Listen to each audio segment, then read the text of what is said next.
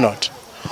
So that is the challenge that we face with this very, very unprecedented situation where a member of the public committed a fraud, and this is a fraud that has been committed not just in Kenya but also in so many other places where parties have been able to steal the identities of others. It has happened in other professional bodies across the country. We all remember we've had cases of doctors who have pretended to be licensed. And so therefore it is not unique to the Law Society. Brian Mwenda should not be celebrated as a hero. He is a criminal, and as of now he is a fugitive running from the law. And we've had a very, very extensive discussion with the Director of Criminal Investigations, and he has assured me that he has put his best resources to try and trace this fugitive, and we hope that their actions will bear fruit so that he can be brought to book. We also call on the members of the public, because the photos of Brian Mwenda have circulated widely, that if he is spotted anywhere, that a citizen's arrest should be effected and he would be presented to the nearest police station.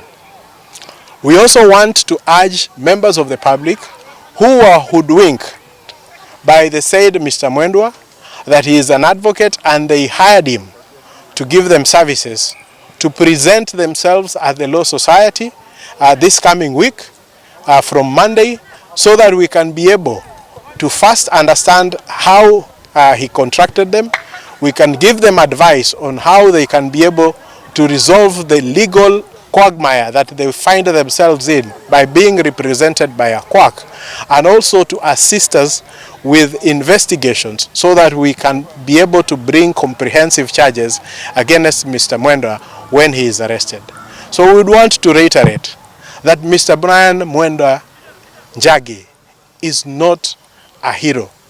He is someone who has exposed institutions to fraud like the Law Society, and we are taking actions to ensure that the mechanisms that we have for change of membership credentials is upgraded, and that is a measure that we have already taken so that we can ensure that in future, when an advocate contacts the Secretariat for a change in his profile, that there is an authentication process, that the member would receive an alert before those changes are implemented.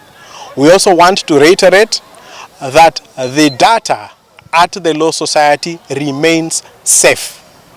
That Mr. Brian Mwenda Njagi committed a business fraud on the Law Society. The changes he hoodwinked the members of the LSK Secretariat to effect a change in his email because he could not access his portal, and that change was made in the normal course of business.